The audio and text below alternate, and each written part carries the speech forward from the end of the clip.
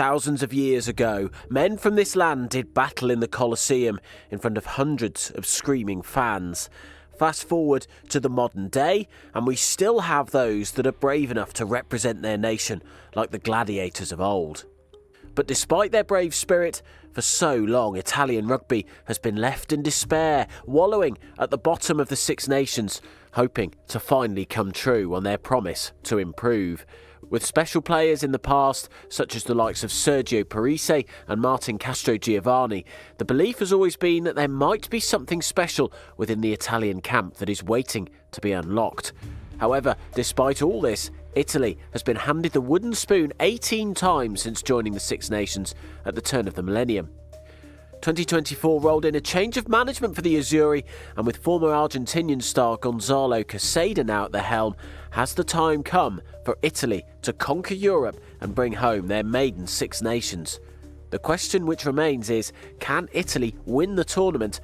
That's exactly what we'll be looking at today as we take a deep dive into the Michele Lamaro-led side. So join us as we dissect Italian rugby and so much more. But before we do that, we ask that you like the video, subscribe to our channel and let us know your thoughts on Italy's chances of being crowned champions. Italy has a rich sporting history, particularly when it comes to football. Italy has won several FIFA World Cups and continue to produce the goods in the gentleman's game. When it comes to matters of the oval ball, things haven't always been so rosy. Yes, Italian rugby was given the opportunity to join the Six Nations in the year 2000, and the hope was that they would go from strength to strength from there. While improvements have certainly been made, it perhaps hasn't been at the rate which Italian fans would hope for. Since 2000, Italy has a win percentage of only 12% in the Six Nations, picking up only 15 wins in 125 games. However, it is not all doom and gloom.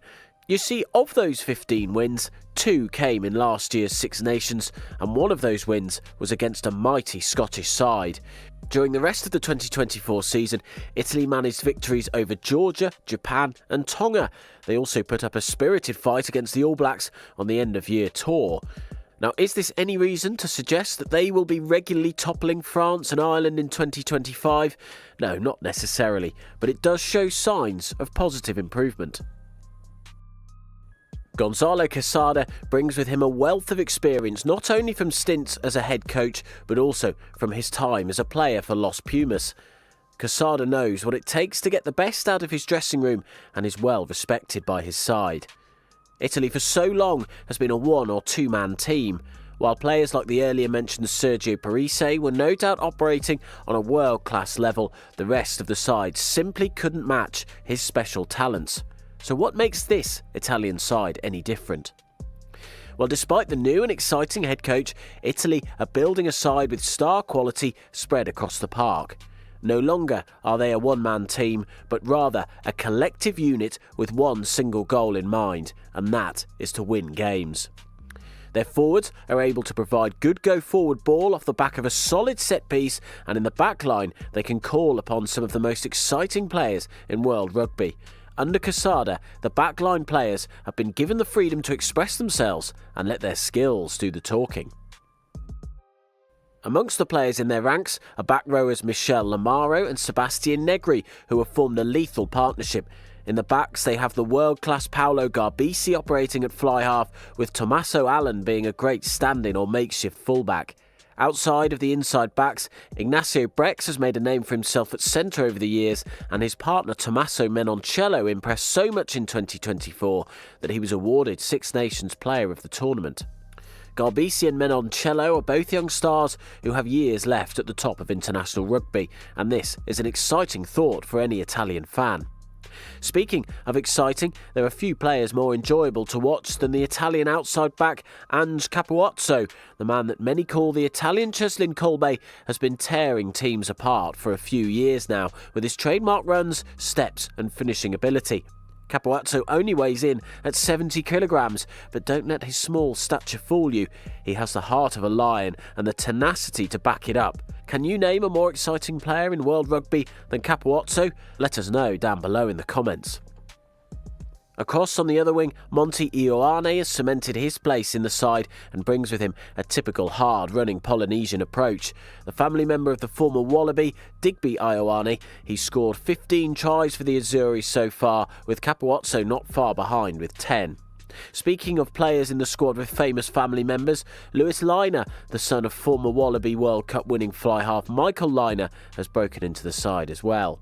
Italy has at their disposal a young and vibrant, attacking-focused side who are not afraid to have a go at the opposition.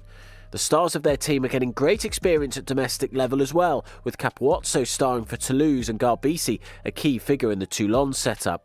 A number of their forwards also ply their trade in France, with many of them being representatives of Benetton. Having so many of their players representing the same club has helped to build a wonderful understanding of the chemistry between the players between they even step into the door for international duty. Fans are flocking to the stadiums to watch their countrymen represent them, and the draw of rugby is slowly but surely growing within Italian circles. The belief is that Quesada can do something truly special with this group, which leaves us to wonder, could 2025 be their year? Before we know it, the Six Nations will once again be upon us.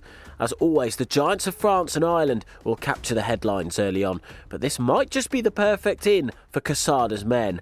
Italy will come flying in well under the radar, and that could be to their benefit and to the opposition's demise.